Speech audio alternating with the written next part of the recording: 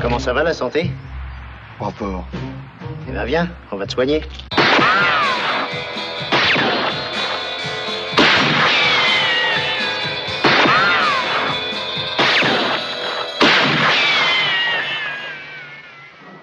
Chers amis, bonjour pour ces nouveaux curés de campagne. Vous me pardonnerez un peu ma voix, elle est un peu enrouée. Nous allons donc statuer sur cette nouvelle semaine de cette campagne de merde. Et dans cette campagne, il y a plusieurs thèmes. Nous allons voir les deux thèmes de cette semaine et nous allons ensuite voir, si vous le voulez bien, un petit appel des différents candidats. Qu'est-ce qu'ils ont fait cette semaine de notable ou de non notable. Et ensuite, nous passerons, ça c'est pour la deuxième partie, pour cette semaine, à vos questions qui sont nombreuses. Et merci pour tous ces retours. Alors, les deux thèmes de cette semaine sont la légitimité et la pourriture. Et je vais commencer par le second. Comme vous le savez, et je maintiens mon diagnostic, les ordonnances du bon docteur Rougeron, comme on dit dans ma région à propos de mon papa adoré, et c'est vrai que Dieu sait que j'aime mon papa, c'est le fait qu'Emmanuel Macron ait choisi il y a très longtemps le thème de cette campagne qui est la peur. Avant tout la peur de son groupe social. La peur du prolo, de ces gens qui ne sont rien, comme disait monsieur Attali, sympathique vendeur de prêt-à-porter unijambiste, et alors pas lui l'unijambiste, hein, le prêt-à-porter en question. C'est Shlomo qui téléphone à David en lui disant « Écoute, j'ai une affaire formidable à te proposer, j'ai un camion de pantalons, les pantalons valent $1. Tu les veux ?» Formidable. David prend les pantalons, téléphone à Jonathan et lui dit « Écoute, j'ai une affaire formidable pour toi, un camion de pantalons, $2. Tu les veux ?» Formidable.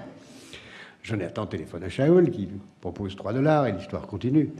Jusqu'à ce qu'un certain moment, Moshe téléphone à Christian et lui dit « J'ai une affaire formidable pour toi, des pantalons, $49. » Ah, formidable, dit 49. Formidable, je les prends. Le lendemain, Christian téléphone à Moshe en disant « Écoute, tu es vraiment un escroc. » Comment je suis un escroc? Mais si, écoute, tu m'as vendu $49 des pantalons immétables, qu'est-ce que tu racontes? Qu'est-ce que tu sais très bien? J'ai ouvert le camion, il y avait des pantalons, il n'y avait qu'une jambe. Qu'est-ce que tu veux que je fasse avec des pantalons? Personne ne me met de pantalons qui a une jambe. Tu n'as rien compris, c'est pas fait pour mettre, c'est fait pour acheter, pour vendre, pour acheter, pour vendre.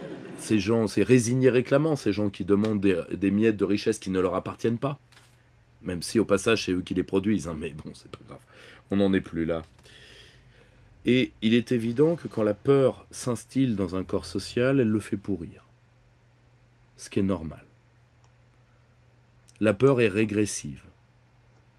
Sauf chez une minorité d'hommes qui sont des âmes fraternelles, des cerveaux hardis, appelez-les comme vous voulez, mais qui se dressent contre la peur en recréant un récit collectif.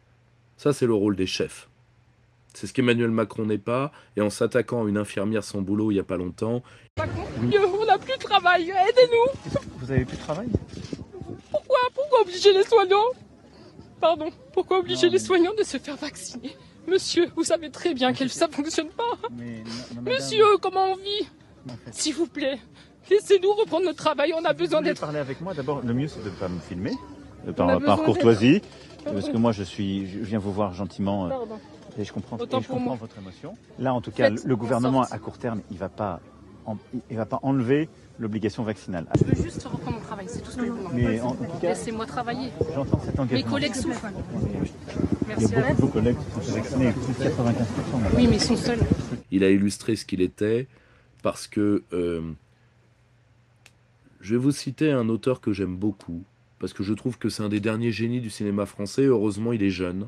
Il s'appelle Alexandre Astier, vous le connaissez tous, parce que c'est lui qui nous a donné Kaamelott.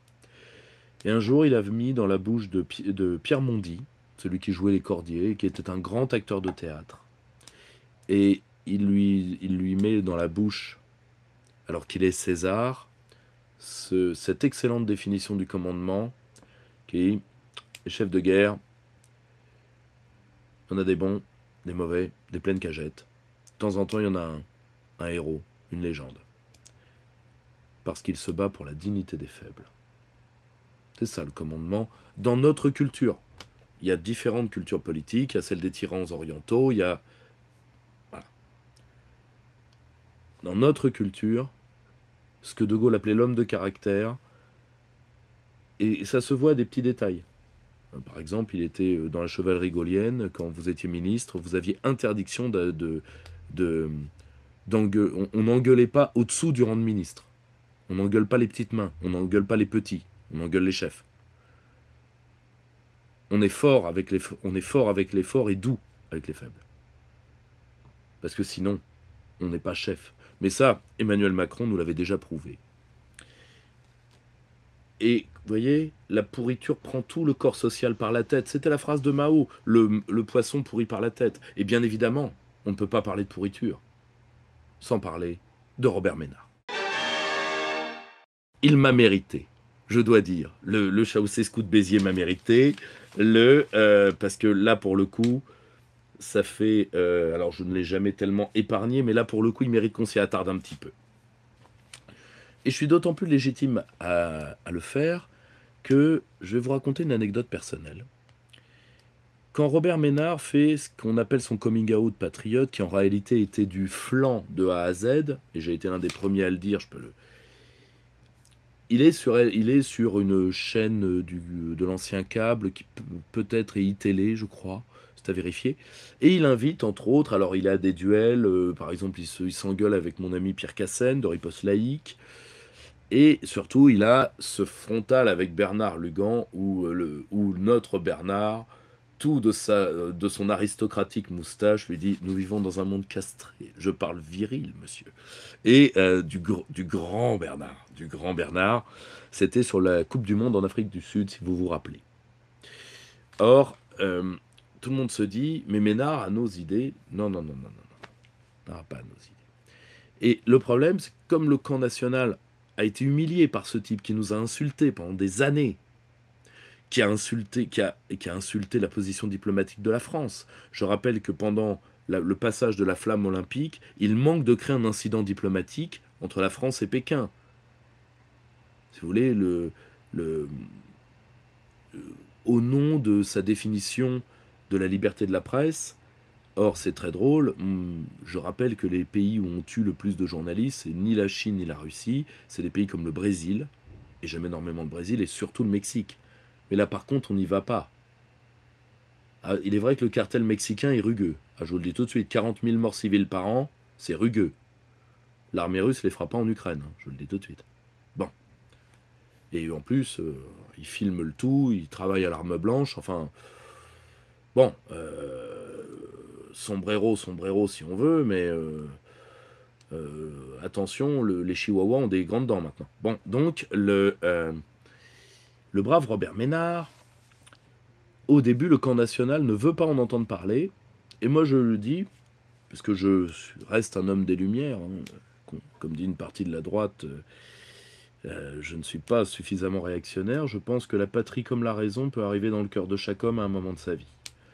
C'est peut-être d'ailleurs une faiblesse de le croire. Mais, par contre, je pense aussi qu'il y a des hommes qui sont nés serpents et qui restent serpents, mis à part qu'ils n'ont pas les 3 principales qualités du serpent, qui sont son sex-appeal onduleux, le caractère facile à porter de sa peau, et le caractère médicinal de son venin. Donc, ce sont des serpents inutiles. Bon. Et il y en a qui le restent. Mais, je dis, donnons une chance à Bébert. Je l'ai donc fait venir, je crois, 2 fois en 3 mois au Cercle Aristote. Une fois pour parler de lui, une fois pour parler du Qatar, parce que M. Ménard oublie souvent de dire qu'il a travaillé pour le très droit de l'homiste Émirat du Qatar. Non. Et tous les gamins étaient là pour le manger. Parce que quand vous avez un droit de l'homiste antinational à portée de la main, c'est un plaisir sans fin. Donc, il arrive et il fait une fantastique route spa. Il dit, vous croyez que j'ai touché de l'argent de la CIA? Et vous avez raison. Et là, je me dis, ah, il est bon le bougre. Il est pas mauvais. Non, il est pas mauvais. Et donc, il fait baisser la tension, parce que quand on avoue, on fait baisser la tension. Le principe de l'aveu. Ensuite, sur le Qatar, d'ailleurs, je crois que les vidéos de ces 2 événements, ou du moins de l'un des 2, existent encore. À l'époque, on était dans une cave, hein, donc c'est vraiment filmé Tu vois, comme Jack l'Éventreur écrivait à la police britannique, De Profundis, hein, depuis l'enfer, hein, notre envoyé spécial. Bon, donc, le brave Robert Ménard, je l'ai vu et je l'ai beaucoup observé parce que moi, ça me servait avant tout à ça. De savoir que Reporters sans frontières était une officine de la CIA, Maxime Vivas, qui est un bon reporter, enfin, bon journaliste de gauche radicale, qui d'ailleurs aujourd'hui travaille sur disons les médias mensonges de guerre contre la Chine, avait fait un livre sur la réalité de Reporters sans frontières qui, croyez-moi, n'était pas piqué des hannetons. Donc, et de savoir que l'émir du Qatar a un sens des droits de l'homme qui est tout à fait extensif, oui, j'en avais une petite idée. D'ailleurs, si vous voulez qu'on en parle, il y a aussi Mohamed Ben Salman, grand droit de l'hommiste qui plus est, de la même région, hein, le roi d'Arabie Saoudite, qui, il n'y a pas longtemps, il y a quelques jours, a fait décapiter 83 personnes. Tu vois, à la chaîne, ce qui prouve quand même une certaine productivité. Et là, pour le coup, lui, on n'est pas allé l'emmerder. Donc voilà, peut-être parce qu'il a une partie du prix des hydrocarbures entre les mains et qu'en ce moment, les hydrocarbures, c'est légèrement problématique. Mais en tout cas, hein, les droits de l'homme s'arrêtent au seuil du baril de Brent. Donc, à la fin je rends mon verdict à la fin des 2 séances. Je pense que cet homme est une planche pourrie. Et la suite finira par me donner raison. Il ne faut pas oublier que Robert Ménard est un agent de subversion qui est avant tout là pour foutre en l'air les fondamentaux du patriotisme français, ce qui est normal, parce que quand on s'attaque à un sentiment qu'on n'a pas, on n'a pas de pitié, vous voyez. Moi, si vous voulez, j'aurais aucun mal à foutre le bordel dans la tête des mondialistes, je n'ai aucun respect pour eux et je n'ai aucune affection pour eux, donc le Ménard, c'est certainement pas un agent stipendié, le problème n'est pas là.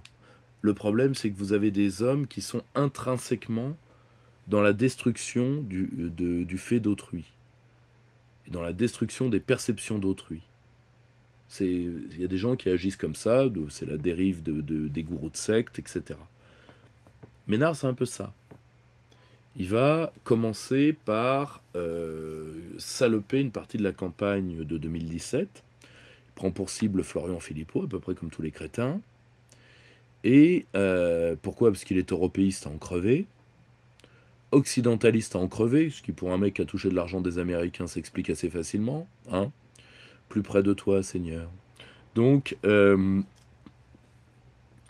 et il arrive en plus à faire des listes d'union pour prendre la mairie de Béziers et pour mettre sa Marie-Chantal illuministe députée. Alors en plus, Emmanuel Ménard, alors là, comme disait Audiard, on a une synthèse. Ce qu'on appelait dans le temps une MST, mocassin serre-tête. Hello les amis! Et le pire, c'est que porte-t-elle à l'Assemblée? Je vous rappelle le discours délirant d'Emmanuel Ménard sur la beauté du drapeau européen, etc. Enfin, c'est du macronisme au carré. En réalité, dès qu'ils ont eu les places tous les deux, leur but a été de continuer à foutre la merde dans le camp national et pour ensuite aller se vendre à Emmanuel Macron. Ce qu'ils sont en train de faire tous les deux, d'ailleurs. Alors, il faut bien voir le jeu des Ménards, parce que faut pas oublier une chose. Ménard, c'est un storytelling complet. Rappelez-vous, pourquoi nous avait-il dit qu'il était devenu national? Parce qu'il avait une nouvelle femme, il s'était remarié, il avait fait une enfant, et qu'il faisait ça pour sa fille. Évidemment, c'est un discours, moi particulièrement, qui a eu un effet sur moi. Parce que le fait d'identifier ce que nous faisons à la protection de l'avenir de nos enfants, moi je ne vis que pour ça. Bon. Et donc, la nouvelle femme en question, c'est Emmanuel Ménard. Ok? Et en réalité, on se rend compte de quoi? Je pense que tout ça est bidon. Mais bidon. Et qu'en réalité, Robert Ménard, qui était, voilà, un ancien... Alors, tout le monde dit, c'est normal, c'est un ancien trotskiste. Ça, ne jugez pas les êtres par rapport à leur fréquentation ou à leurs origines trop rapidement. Comme disait Hemingway, regardez Jésus, il avait des amis... regardez Judas, il avait des amis irréprochables. Donc, Et je vous rappelle que beaucoup d'anciens trotskistes sont devenus des nationaux hors pair. J'en connais quelques-uns. Beaucoup d'anciens staliniens. Ou de même d'actuels jeunes communistes. Je pense à mon ami Loïc Chéniaud, que je salue. Et je pense à... Donc, ne jugez pas aussi facilement que ça. Le problème, c'est que, par contre, il faut voir à quel sociogramme et à quelle méthode intellectuelle la personne, là où elle est passée, a été formée. Je vais vous donner un exemple simple. On n'a pas la même vision du monde quand on a été stalinien, ce qui est le cas d'Emmanuel Todd, pour qui j'ai un infini respect, que quand on a été lambertiste, ce qui est le cas de Laurent Hinger, ou quand on a été maoïste, ce qui est le cas de Christian Arbulot. Ce n'est pas tout à fait les mêmes visions du monde. Même si je ne remettrai jamais en cause le patriotisme d'aucun des trois. Vous voyez ce que je veux dire? Il nous vient d'où, Ménard? Il nous vient de la LCR. Autrement dit, il nous vient de ce que le trotskisme français a donné de pire. C'est un pabliste. Et ça, quand t'es pabliste, t'es formé à une chose. T'es formé... Alors, ils sont pas formés à l'infiltration, ça c'est un fantasme d'extrême droite, qu'ils disent, ils sont mieux organisés que nous, ils sont meilleurs que nous. Résultat, t'as des gens qui pensent, qui disent, regarde, ils sont quand même tellement plus forts que nous, les gauchistes. Et quand tu vois l'autonome crasseux, qui est pilier de squat, comme d'autres sont piliers de bar, pour qui même le fait de se rouler un joint est une épreuve physique, et tu te dis, waouh, ce mec est plus organisé que moi. Ben, ça doit renvoyer une image de soi-même un tout petit peu raide. Donc, en réalité, c'est pas ça. C'est que ils sont formés à des trucs d'agite-propre que Ménard va utiliser à Reporters sans frontières et qui va réutiliser contre nous. Mais surtout, ils sont formés à quelque chose qui est un stratagème de dissimulation globale, mais ça que toutes les structures minoritaires ont, qu'est la dissimulation. C'est la takia chez les musulmans, c'est le pilpou dans l'Ancien Testament, c'est les fins dernières chez les chrétiens. Pourquoi? Parce que ça a été à chaque moment des religions minoritaires et donc risquant les persécutions.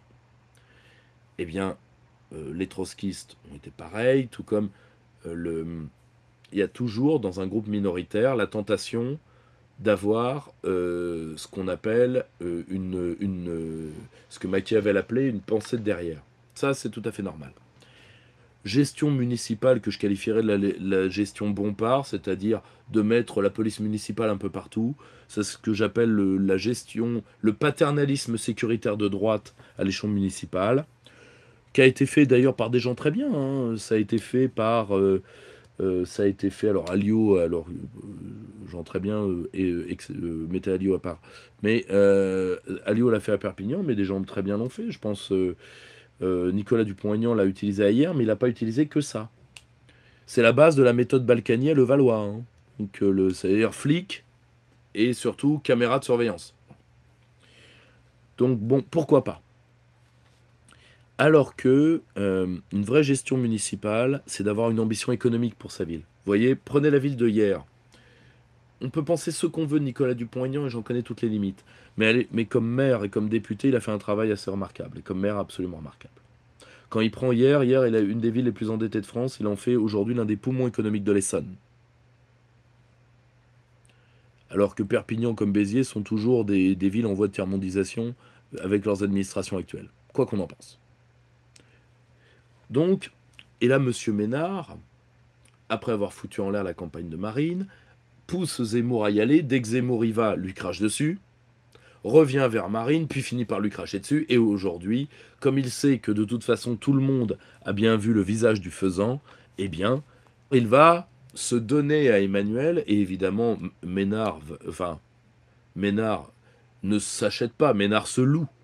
Donc, et Emmanuel va finir par le jeter parce que ce n'est pas parce qu'on a parce qu'on a déjà de l'herpès qu'il faut en plus choper la vérole. Bon, donc puis si vous voulez, comme lèche-botte, malsain, malfaisant et idiot, il a déjà Castaner et il a Blanquer. Et il a Darmanin. Voilà, donc on va arrêter la liste là parce que la vidéo doit pas être trop longue, mais pourquoi prendre Ménard? Enfin, dès qu'il y a un sujet, il faut qu'il ramène sa saloperie. Tu vois, on lui a rien demandé, il est maire de Béziers, quoi. Tu vois, il est maire de Béziers. D'ailleurs, c'est drôle, vous avez remarqué qu'il vous parle de tout sauf de Béziers. Donc les Biterrois, pour lui, que dalle. Et je pense d'ailleurs que les Biterrois commencent à s'en rendre compte. Et que c'est aussi pour ça qu'il fait son coming out macroniste maintenant. Parce que il veut retrouver du boulot en ONG, en machin, en truc, parce que je pense qu'il sait qu'il va être éjecté. Là, on va être très clair. Vu les résultats des dernières municipales, parier sur une des listes municipales LREM, vu les scores qu'elles ont fait la dernière fois, et elles ne pourront pas faire autre chose, faire beaucoup mieux, je vais vous dire pourquoi. Parce que le passage sauf dans quelques villes type Estrosi, mais le passage LREM-LR qui va avoir lieu aux législatives, mais Vauquier a le plan de garder une partie du parti et de garder les réseaux locaux. C'est à ça que et c'est le rôle de Jacob. Pourquoi il a mis Jacob les deux pieds dans la bouse? Parce que Jacob, retourner du paysan et du maire de province dans les comices agricoles, il sait faire. Il sait faire que ça, mais ça, il sait faire. Et évidemment, Jacob, c'est lui qui a poussé Pécresse, qui l'a poussé à aller au casse-pipe. Parce que Pécresse est une sacrifiée. Vauquier a très bien monté son opération, je dois le reconnaître. Ce qui me surprend d'ailleurs de la part de quelqu'un qui avant tout était une espèce de chat noir en politique. C'est-à-dire que... Et de chat noir qui faisait vraiment de la pose. Je vous rappelle que, par exemple, que Laurent Wauquiez pendant longtemps, n'a pas eu les cheveux blancs. Il se teignait en blanc pour faire plus vieux et plus sérieux. Pour vous dire là où il en est, quoi. Mais là, l'opération est très bien montée, je le reconnais. Je le reconnais. Donc, il est évident que si Ménard se représente à Béziers, j'espère que le Front aura l'intelligence, et que Reconquête aussi, de mettre une liste en face. Et en triangulaire, il est mécaniquement battu par la liste des Républicains. Mécaniquement. Et surtout, il n'a pas un bilan suffisant à Béziers. Il a un bilan meilleur que Alliot à Perpignan, parce que lui au moins a gagné quelques élections, vous savez, les départementales autour de la ville. Autour de la ville de Béziers, il a quand même tenu Ménard. Pourquoi? Parce qu'il tient par le vide. Et parce qu'il était le candidat d'union. Mais là, les Républicains ne vont plus être seuls face à lui. Le Front aussi. Vous voyez? Et le Front à Béziers, ça pèse quand même un peu. Et de l'autre côté,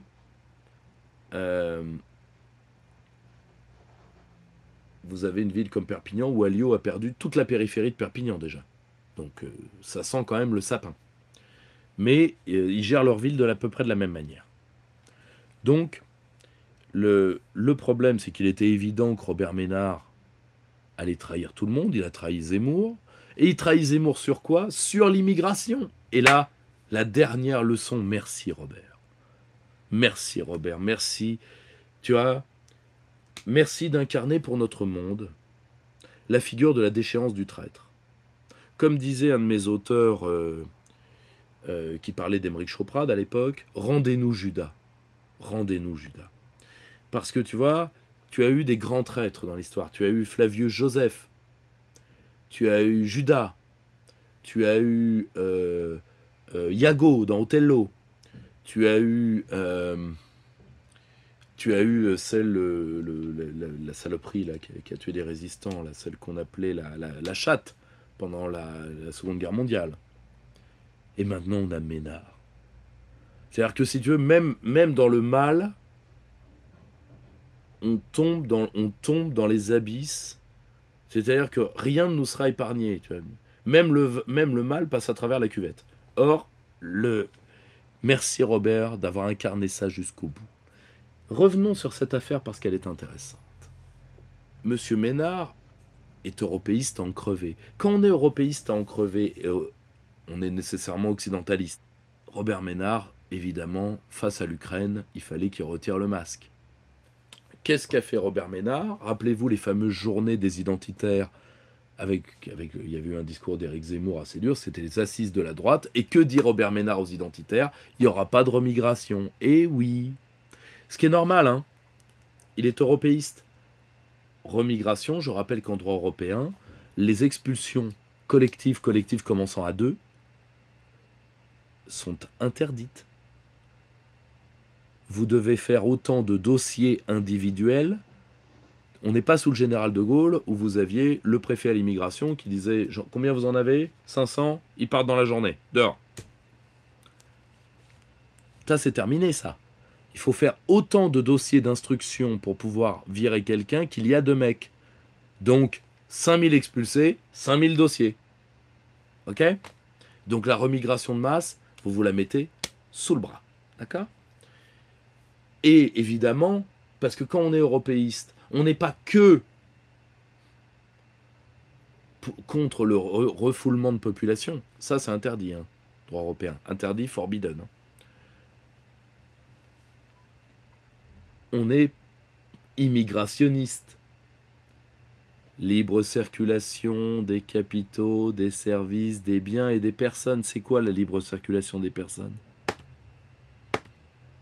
C'est le droit d'établissement, oui. Mais le droit d'établissement, c'est donc de... Quand on s'établit quelque part dont on ne vient pas, c'est de l'immigration. Eh ouais. Relisez les points Juncker sur l'immigration. Vous n'avez pas à me croire sur parole. L'UE est intrinsèquement immigrationniste.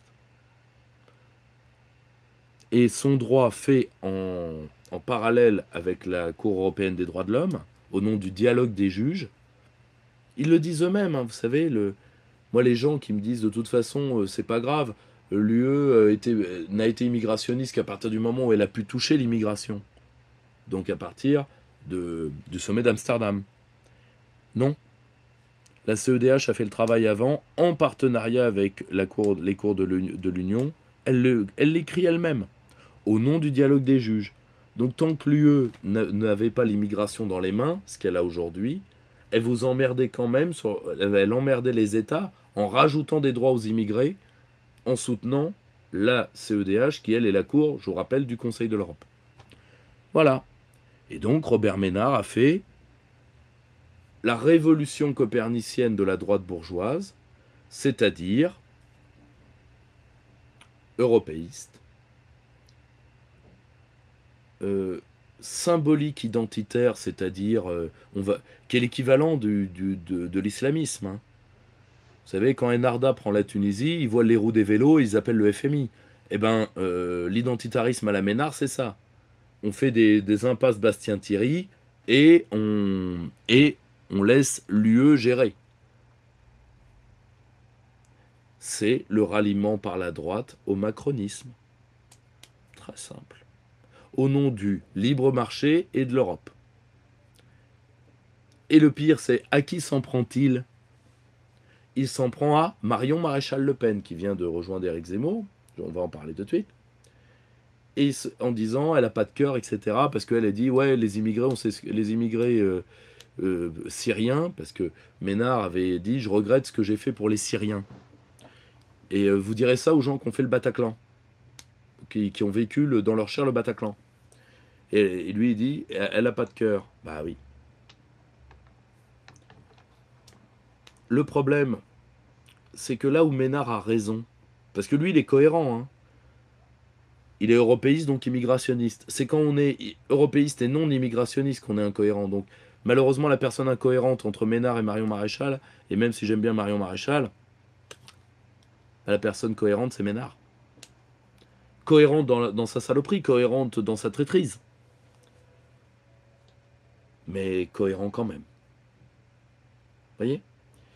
Ultime point, pourquoi Ménard réagit à cette affaire-là ? Parce que on s'est enferré complètement dans l'affaire des réfugiés ukrainiens. Mais là, je vais en parler, non pour parler de l'Ukraine, ça c'est pour le grand entretien, mais pour vous parler du fait politique derrière les immigrés ukrainiens. Maintenant que nous avons terminé avec le cas Ménard, qui a été une belle leçon de choses, je pense que beaucoup de gens qui ont l'identité à cœur devraient réfléchir sur le devenir de Robert Ménard.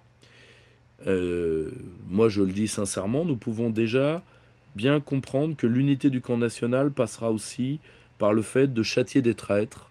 Et je pense que nous devrions réfléchir à la manière des législatives de faire battre Emmanuel Ménard, et ensuite d'aller liquider, de faire ce que fait Trump quand il fait des discours face aux rhinos, Republican in name only, c'est-à-dire que comme l'a fait la première IRA, d'abord les traîtres, ensuite l'ennemi.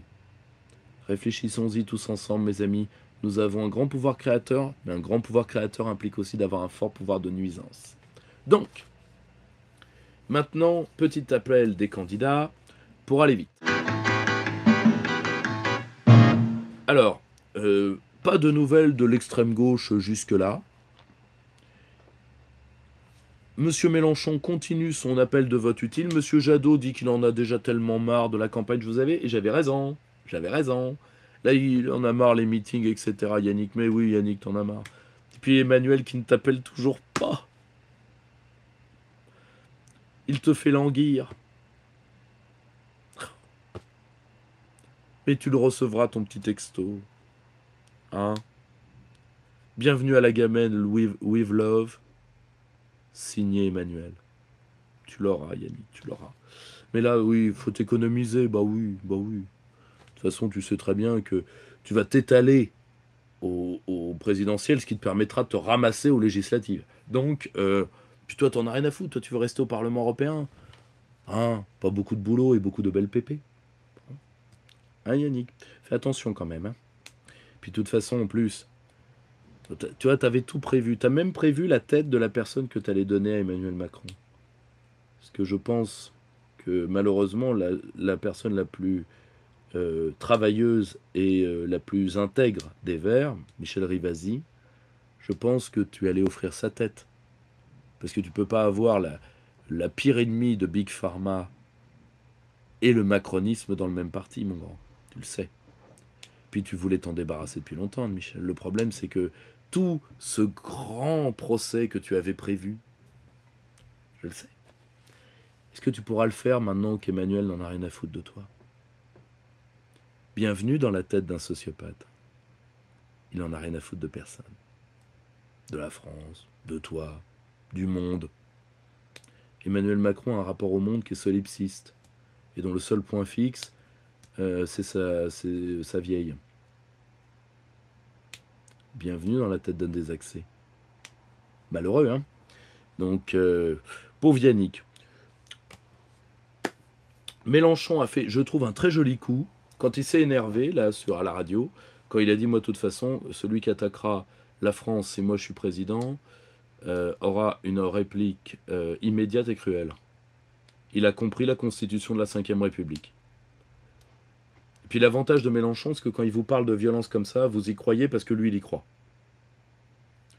Il a, je pense que lui, en chef de guerre, il ne sera pas une demi-molle. Pécresse, bon, alors Pécresse est très peinée parce que Marine Le Pen ne veut pas dialoguer avec elle.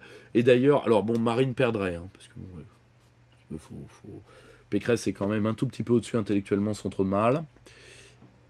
Pécresse, elle est encore en train c'est un effondrement, mais c'est un effondrement contrôlé, parce que faut pas oublier qu'elle, comme tout son groupe parlementaire, ne demande qu'à aller vers Emmanuel. Donc il faut qu'il soit bas pour qu'Emmanuel les rachète. Emmanuel Macron ne veut pas de personnalité qui soit solide. Regardez ce qu'il a pris aux Républicains. Il a pris Bruno Le Maire, qui est arrivé dernier de la primaire, et il a pris Darmanin. Il a donc pris des gens qui n'ont pas d'appareil, qui n'ont rien. Pourquoi? Parce que on n'agrège pas des œufs durs, tout simplement. Quand vous voulez, disons, prendre à vous un corps qui vous est étranger, il faut le faire petit bout par petit bout. C'est pour ça d'ailleurs que dans le corps humain, il y a la mastication. Vous ne pouvez pas avaler quelque chose de solide, sinon vous vous étranglez. Et bien là, c'est pareil.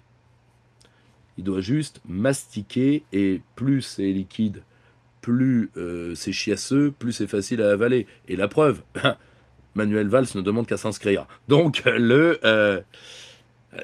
ça va être vachement sympa, le prochain gouvernement Macron, je le dis tout de suite. Le bal des vampires.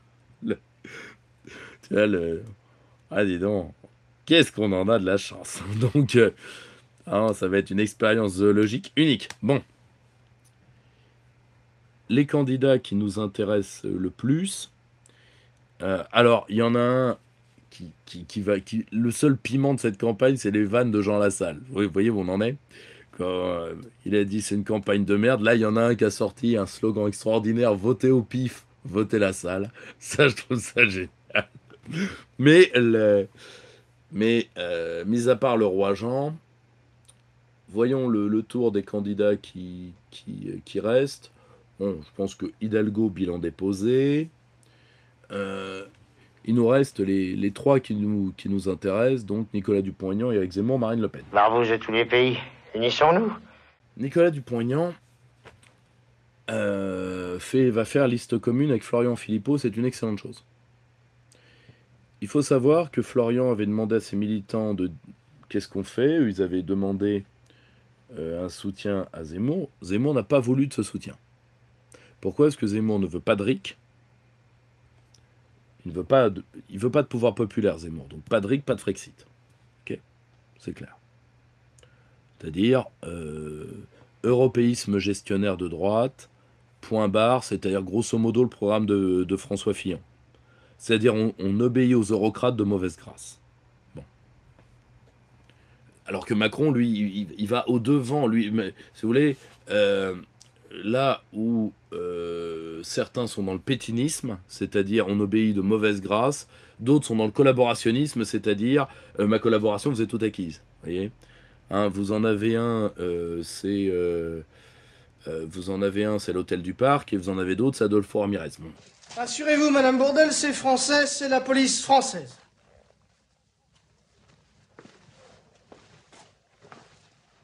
Alors, Ausweis papier, s'il vous plaît. Bon, chacun son choix. Et donc, la liste commune qui va donner une voix autonome à une partie du camp souverainiste, et c'est pas plus mal, parce que ça permettra surtout, et je vous engage déjà, à voter aux législatives pour ces listes, parce qu'il faut que nos structures survivent et se développent. Comme dit monsieur, on nous passera peut-être dessus, mais pas sans payer. Marine Le Pen fait une campagne où, comme elle apprend des fiches courtes par cœur, elle arrive, les gens pensent qu'elle a des choses à dire, en réalité elle n'a pas de programme. Elle fait juste des phrases fermées, parce qu'elle sait qu'elle est nulle, je pense que maintenant elle l'a compris, son équipe le sait, et donc ils encadrent tout, alors que ils font l'inverse de ce que faisait Florian Philippot. Florian Philippot faisait travailler Marine Le Pen. Parce que ça a été le seul défaut du personnage, et ça je peux vous dire pour lui en avoir beaucoup parlé à l'époque, il croyait en elle. Pour des questions d'affection personnelle qui le regardent et que je n'ai pas à commenter. Alors que là, les mecs se disent, de toute façon, elle est nulle. Elle n'est là que pour trois choses. Jouir du pognon, avoir des points retraite, et fuir les juges. Point. Elle n'est là pour rien d'autre. Or, Marine Le Pen fait des phrases fermées quand on l'interroge, parce que maintenant, elle est tellement nulle qu'on va lui dire les trucs par cœur. Évidemment, au débat, elle s'effondrera, et c'est pour ça qu'elle fuit les débats comme Macron. Vous avez remarqué? Je ne fais pas de débat. Là, elle a juste fait un débat avec Jean Messia. Pourquoi elle a accepté avec Jean Messia, qu'elle a écrasé d'ailleurs? 1, parce qu'écraser Jean Messia, c'est pas très difficile. 2, parce que Jean Messia est un traître du front, et qu'elle n'aime pas les traîtres pour une seule raison. C'est que elle n'aime pas les traîtres parce que elle a un rapport strictement utilitaire aux gens. C'est-à-dire que pour elle, vous la trahissez quand vous ne tapinez pas pour elle. C'est aussi simple que ça. C'est le rapport du Mac à la fille de trottoir. Et de l'autre côté,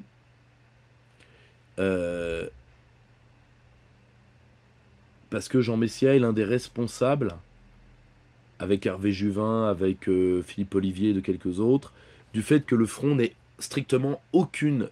Aujourd'hui, 1, le Front n'a aucune chance d'être élu, aucune. Et 2, elle a perdu des points. Et 2, le problème, c'est que c'est le Front dont Florian Philippot avait fait un vote d'adhésion est redevenu un vote de dépit. Non, même pas. Est devenu un vote de dépit parce qu'avant, c'était un vote d'opposition. Florian Philippot en a fait un vote de désir. Et aujourd'hui, c'est devenu un vote de dépit, c'est-à-dire on vote pour elle, et elle ne gagnera pas, et son électorat le sait. Ce qui veut dire que si elle est élue, c'est le pire de tout. Elle a personne pour se soutenir, elle aura des manifs à longueur de journée, elle est morte. En plus, on va être très clair, elle a ni le mental, ni l'intelligence, ni quoi que ce soit pour encaisser les coups. Voilà. Elle, ce qu'elle veut, c'est rester sur scène et avoir du fric. C'est à la fois le syndrome Dalida et le syndrome Maille-Brandt. Vous remarquerez que les deux ont mal fini. Donc, le grand problème, en plus, c'est Messia qui a été l'un des européistes, qui a fait liquider le programme économique. Aujourd'hui, Marine n'a pas de programme. Elle annonce des trucs qui n'ont pas de sens, mais comme il n'y a rien d'intelligent, parce que l'intelligence est clivant par nature. Dans un monde qui est habité par la connerie, l'intelligence est clivante par nature. Marine, là, ne clive pas, elle n'intéresse pas. Elle peut dire ce qu'elle veut. D'ailleurs, on décortiquerait son discours, elle serait massacrée. Mais là, le pouvoir a trop besoin d'elle, puisque Macron, c'est très bien. C'est pour ça d'ailleurs qu'on autorise Marine à ne pas faire les débats, comme Macron. Alors que les autres, ils vont y être, tout simplement parce qu'elle est nulle. Et qu'on sait qu'en frontal, elle se fera massacrer. Et qu'on ne veut pas qu'elle se fasse massacrer, parce que si elle se fait massacrer, elle déchoit, et si elle déchoit, eh ben ça peut être Zemmour, au pire Mélenchon, devant. Et Mélenchon-Macron, Macron sort en slip. Hein. Le Mélenchon en frontal, je crois qu'il n'a jamais été battu. Le seul problème de Mélenchon, c'est quand il s'énerve. Mais quand il s'énerve, il n'est pas comme Marine. Marine, elle s'énerve parce qu'elle n'a pas d'autorité, pas de charisme et pas d'intelligence. Donc elle s'énerve. C'est une nana qui est sur-autoritaire parce qu'elle n'a pas d'autorité profonde. Mélenchon, il fait des énervements totalement calculés. Quand il s'énerve, c'est qu'il veut faire peur. Et le pire, c'est qu'il y arrive. Ce qui est drôle d'ailleurs pour un homme de cet âge. Il a 70 ans cette année. Donc, si mes souvenirs sont bons, 70 ans. Donc, ça c'était le cas Marine. Et vous avez l'autre côté, pas tout aussi problématique actuellement, vous avez le cas Zemmour. Vous me direz quand il faudra dire quelques mots, alors. Zemmour n'a pas... Il avait deux positions intelligentes, il a reculé dessus. Ce qui est très drôle, c'est que c'est vraiment pas la marque de fabrique du personnage. Il avait deux trucs assez intelligents. Le premier, c'était de dire les réfugiés ukrainiens ne nous regardent pas. Et c'est vrai. Parce que si on discrimine les parce que de dire je prends les immigrés juste parce qu'ils me ressemblent physiquement, enfin je prends les réfugiés parce qu'ils me ressemblent physiquement, et puis les Ukrainiens c'est des gens bien. Alors il y a des gens bien partout, hein, je vous le dis tout de suite, c'est pas une affaire de couleur de peau. Et si vous le croyez, c'est que vous êtes abrutis, donc d'un côté changez de chaîne tout de suite parce qu'on n'a pas grand chose à se dire.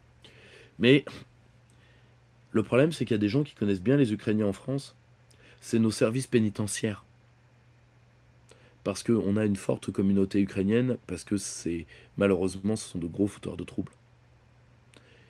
Et je n'ai rien contre ces gens, je fais un constat que comme tous les gens d'Europe de l'Est, ils s'assimilent assez mal ici. Moi, je vis à Strasbourg, ville où il y en a énormément, et entre les trafics et le travail au black, ils sont en train de ruiner des Français. Et là, tout mec d'Europe de l'Est confondu. Et d'autre part, eux, alors c'est vrai, ils font peu de délinquance de rue, sauf les Roms. Qui, je vous rappelle, sont des Européens. Hein. Parce que aussi, si vous acceptez les Ukrainiens, les Roms, il ne faudra plus ouvrir vos gueules. Hein. Ils sont Européens, ils ne sont pas musulmans, ils sont blancs. Et là, vous voyez dans quoi vous entrez? Je vous rappelle que les Tchétchènes sont des blancs. Quand on dit un homme blanc, on dit un homme caucasien. C'est pas pour rien. Donc vous allez avoir toute la racaille du Caucase qui va se pointer. Et une partie d'Asie centrale. Bah, je vous souhaite bien du plaisir, les mecs. Bien du plaisir. Donc, au passage... En plus, d'un point de vue strictement ethnique, les Syriens aussi sont des blancs. Le caractère sud-africain, enfin subsaharien de Bachar el-Assad m'avait échappé. Donc, alors après, on peut dire, ce qu'avait dit un chef identitaire devant moi dans un débat, dans un syndicat étudiant où je l'ai plié, Il dit oui, mais les Albanais sont pas européens, ils sont musulmans. Alors, je lui ai dit plus de 25% sont chrétiens. Et et en réalité, j'avais tort. Parce que c'est pas 25%, c'est plus de 35%, je demande bien pardon. Donc, On rappellera que Mère Teresa était albanaise. Oui, mais donc elle n'était pas européenne. Alors que je rappelle que, ethniquement parlant, si la génétique a un sens, et que vous cherchez les descendants naturels des anciens Grecs, bah, c'est plus les Albanais que, bah, voilà, caramba, encore raté. Donc vous voyez dans quoi vous entrez? Vous entrez dans une définition de l'identité qui est celle d'Himmler, en fait. Je dis pas ça par réduction ad Hitlerum, je l'avais compris ce soir-là face à lui. Parce qu'il disait, oui, mais ça c'est européen, ça l'est pas, ça avait pas de sens. Et en réalité, c'est la phrase d'Himmler, et juif celui dont je dirais qu'il l'est. Et quand vous entrez là-dedans, vous ne pouvez pas légitimer d'être anti-immigration. Moi, je peux légitimer d'être totalement anti-immigration. Pourquoi? Parce que moi, je veux d'abord qu'on liquide l'immigration des riches.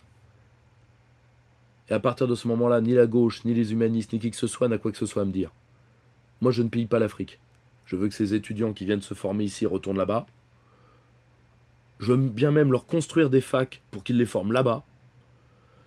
On avait 3 grandes universités en Afrique, 4, puisqu'il y avait aussi Madagascar, qui tournaient à plein volume, hein, quand Lugan faisait de la coopération. Et c'est Mitterrand qui a fermé ça, il faut les remettre. Parce que j'estime qu'un mec qui est brillant, qui est ivoirien, doit rester en Côte d'Ivoire. Et si vous laissez les médecins, les mecs brillants là-bas, bah vous allez solidifier les populations. Parce que le problème, quand vous me prenez un médecin béninois, c'est qu'il vient avec sa patientèle, du moins une partie. Moi, je peux justifier l'immigration zéro, hein, par la préférence nationale et la souveraineté. Parce que la souveraineté, c'est aussi la reconnaissance. La souveraineté, c'est de dire ici, je suis chez moi, mais si je suis chez moi jusque là, ça veut dire que là, c'est chez toi. Donc tu existes. Et que ma souveraineté m'implique de prendre en compte une partie de tes intérêts quand ceux-ci ne nient pas les miens. Voilà. La civilisation, c'est ça. Sinon, on entre dans la logique impériale, c'est-à-dire je veux, je prends, je te pète les dents. Mais ça, c'est bien quand on en a la force. Hein, regardez l'Empire occidental, mené par ce sémillant Conan d'EHPAD, qui est M. Biden.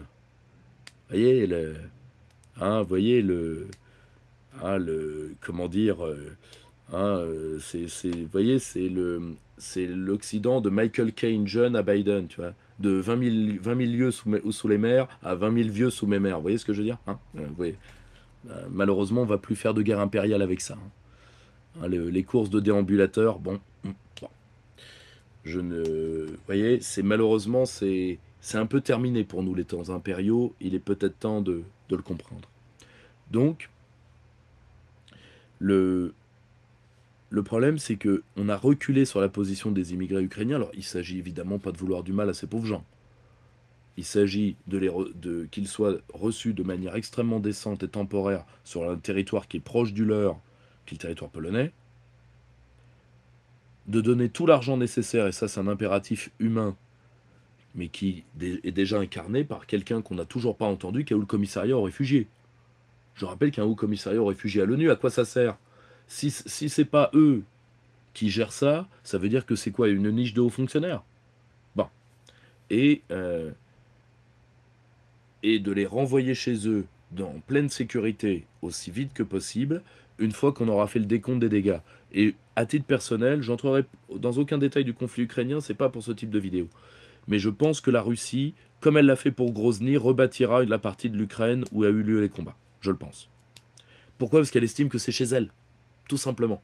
Et que quand vous cassez un mur chez vous, vous laissez pas le trou juste pour vous dire « Ah ouais, j'étais bien énervé ce jour-là, paf, un coup de maillet dans ta gueule. »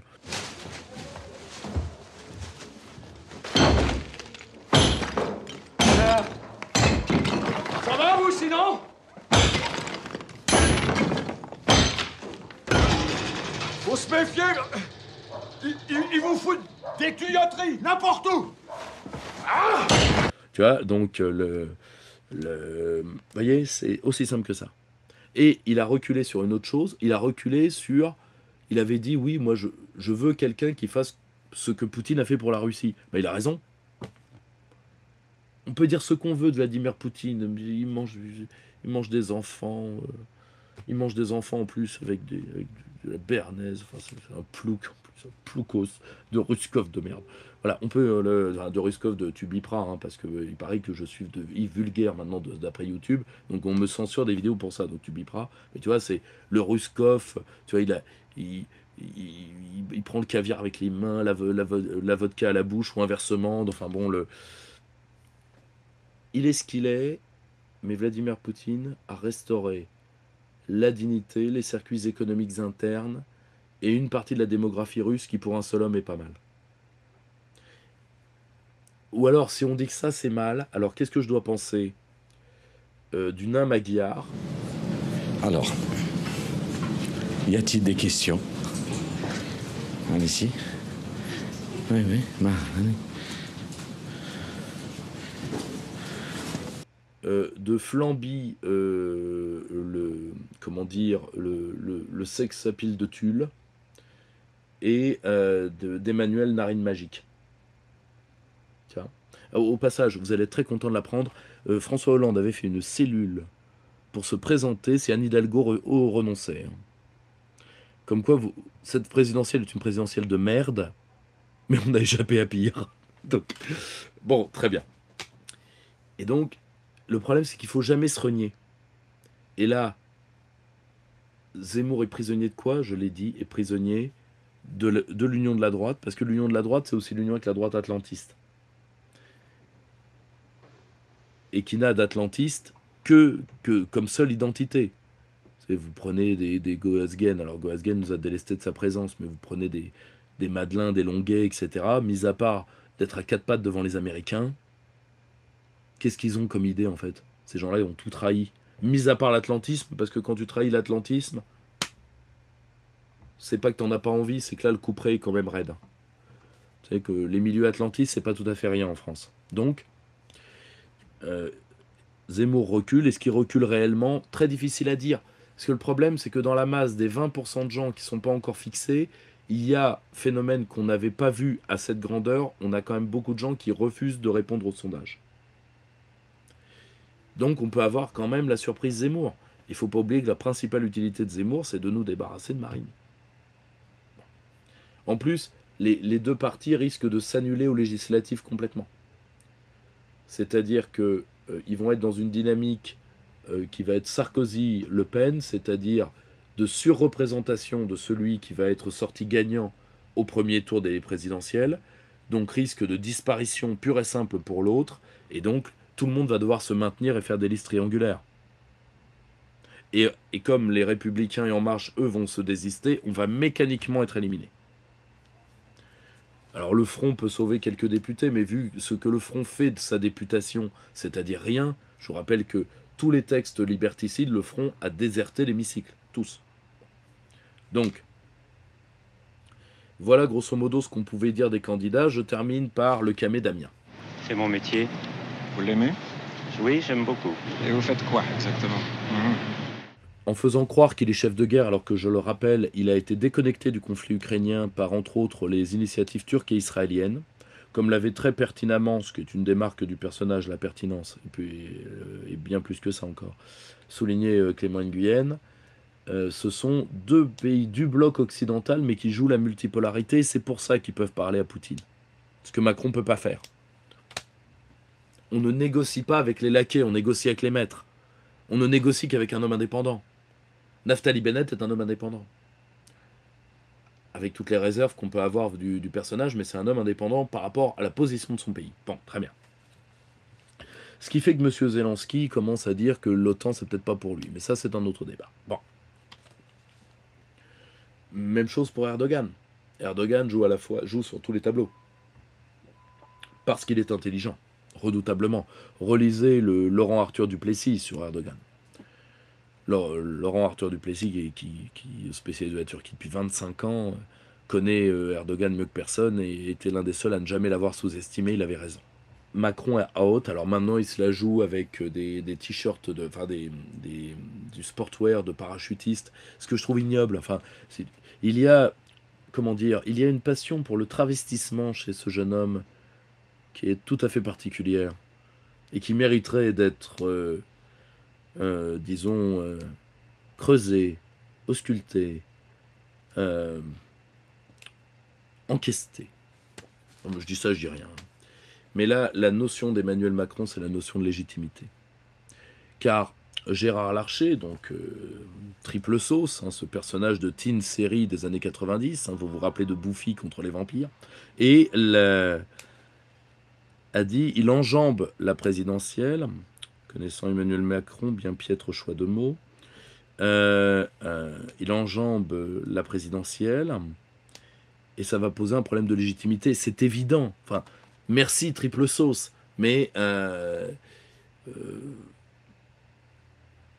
et là, tout le monde monte au créneau, alors à commencer par Monsieur Barbier, hein, cet homme à l'écharpe aux multiples usages, et bien sûr, comment il s'appelle? Merde, là j'ai un trou. Tu sais, celui à qui Le Pen avait dit une fois à la radio qu'il sentait mauvais de la bouche, Le Pen père, Apathy. Et Monsieur Apathy dit, oui, la légitimité, oui, c'est normal, que pour toi, chien de garde, la notion de légitimité n'existe pas, et de toute façon, elle est tellement grande et puissante dans notre pensée politique qu'elle te dépasse complètement.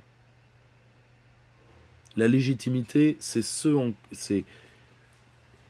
on ne se rend pas compte que quand la légitimité du pouvoir vacille, c'est tout le tissu social qui se détricote à vitesse grand V. La légitimité, c'est ce qui permet à un homme, ou une femme, hein, homme en termes génériques, hein, de dire aux siens, d'utiliser le pouvoir des mots magiques. Ce pouvoir que l'homme légitime a, que la femme légitime a, de commander aux hommes de se relever, de combattre, de mourir et de cicatriser. C'est le roi thaumaturge. C'est la nécessité pastorale de l'homme à qui la légitimité est reconnue. La légitimité est un don que le peuple te fait. Hein. L'histoire peut parfois te la donner. C'est les stratèges à Athènes, c'est De Gaulle à Londres, mais c'est quand même pas... Voilà. C'est rare que l'histoire te le donne. Sinon, c'est Jean Baudin, avec la théorie de la souveraineté confiée par Dieu. Ou alors c'est Dieu. Mais la théologie et la philosophie de l'histoire sont parfois deux sciences assez proches. Donc, Je crois que c'était Jean Baudin, c'était à un moment où la France en avait grandement besoin, c'était de dire que Dieu confiait au roi, lieutenant de Dieu, qui demandait à son peuple, et le peuple le reconfiait le pouvoir, la souveraineté. Enfin, tu me diras ça en meilleur mot que moi, mais... Oui, en réalité, on a toujours pensé qu'à cette époque-là, la légitimité de Dieu suffisait, mais le peuple est tout sauf un. Le peuple n'est pas la vache qui regarde passer les trains dans la théorie politique classique. Pas du tout. Si tu veux, le peuple reconfirme. Tu vois, la seule chose, c'est qu'à un moment, le poids. Vous vous rendez compte que toute cette théorie-là, elle fait pas peser, comme aujourd'hui on fait peser toutes les fautes sur le peuple. Elle fait peser toutes les fautes sur l'homme qui a le pouvoir. Et c'est pour ça que quoi qu'on pense de ces théories-là, elles n'ont pas enfanté des petits mecs. C'est pas ça qui a enfanté Darmanin. Voilà. Il y a eu des petits mecs dans ces époques-là. L'avantage, c'est qu'ils n'ont pas vécu longtemps. Et que souvent, ils ont eu des fins exotiques. Alors qu'aujourd'hui, malheureusement, qui les arrêtera? Parce que la chute peut être éternelle. Hein. On peut avoir tu sais, on se rend pas compte, mais la décomposition, on n'a pas fini de pourrir. Hein. Tu vois? Or, le problème, c'est qu'Emmanuel Macron, évidemment, dans son mental à lui, de banquier d'affaires, disons, d'un optimisme de Galerie Lafayette. Vous savez quoi? Ce matin, j'ai vraiment la niaque. J'ai la pêche. Comme tous les matins, d'ailleurs. Je sais pas pourquoi. Peut-être parce qu'au fond de moi, je suis un winner.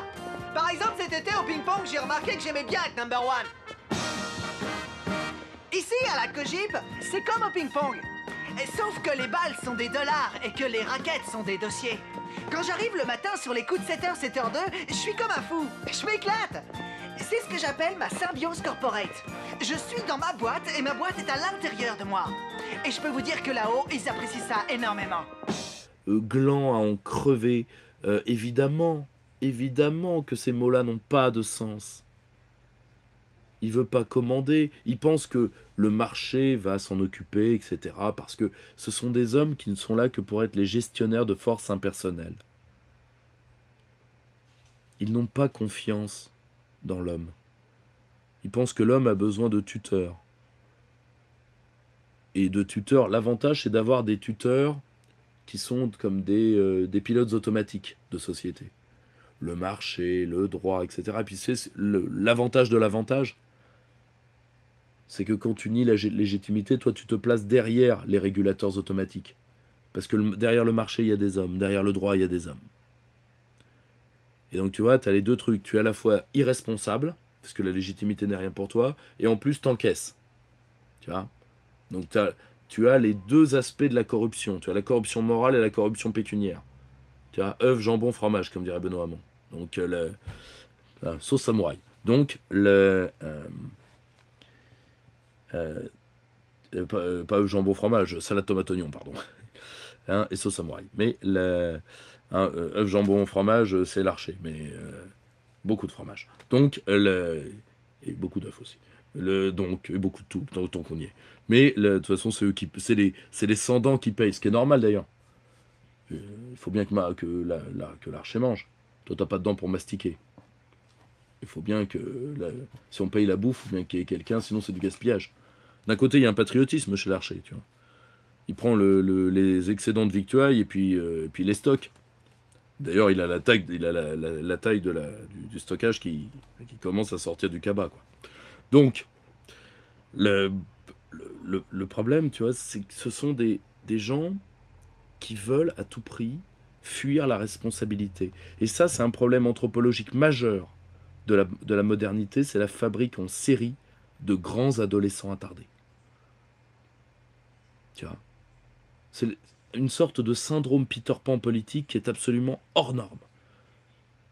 Qui se voit chez Macron et chez Trudeau, alors que tu vois, des hommes comme Poutine et Xi Jinping, tu vois quand même qu'ils sont lestés d'histoire. Ça se voit jusque sur leur face. C'est des mecs qui en ont vu. Tu vois. Et ça, c'est l'un des aspects les pires de la guerre anthropologique que nous vivons. Et Emmanuel Macron crache encore une fois à la gueule au visage des populations, parce qu'il pense que son groupe social radicalisé va le faire élire, et puis terminer. Et ça, et ce qui est en plus normal, il n'a pas d'appareil politique, comment tu veux qu'il fasse campagne? Et puis il va prendre qui comme porte-parole? Le panda du Havre? Une partie de ses ministres qui, je le rappelle, sont en exercice? Ou un appareil politique fantomatique qui est celui d'En Marche, ce qui impliquerait de faire revenir les deux seuls disponibles encore, qui sont Sibeth Ndiaye et Christophe Castaner. Ah bah on a les versions d'expandables qu'on peut, hein. Donc non, mais tu comprends le problème. C'est terrifiant. Et le pire, c'est qu'en plus de ça, les trahisons massives qu'il prépare pour son deuxième mandat, et c'est pour ça qu'il doit être arrêté à tout prix,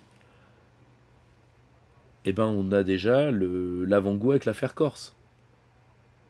Parce que Colonna a eu un problème avec un islamiste, ce qui, entre détenus dangereux qui se croisent, eh ben, toute personne qui a déjà vu un épisode de cette superbe série américaine sur les prisons, qui est la série Oz, si vous vous rappelez d'Oz, eh ben, n'est pas surpris quand on met des gens dangereux les uns avec les autres, eh ben, à un moment, ça foire. Eh ben, lui, il va jusqu'à la destruction territoriale, en proposant l'autonomie de la Corse. J'en parlerai en détail dans le prochain GE, à mon avis, mais bon, voilà où on en est. C'est pas brillant, hein, encore une fois, c'est une semaine peu brillante d'une campagne de merde, mais la voici résumée pour toi, fidèle spectateur. Chers camarades, si tu veux plus de contenu, de réinformation, d'éducation populaire et de formation intellectuelle, n'hésite pas à faire un don sur notre page Tipeee.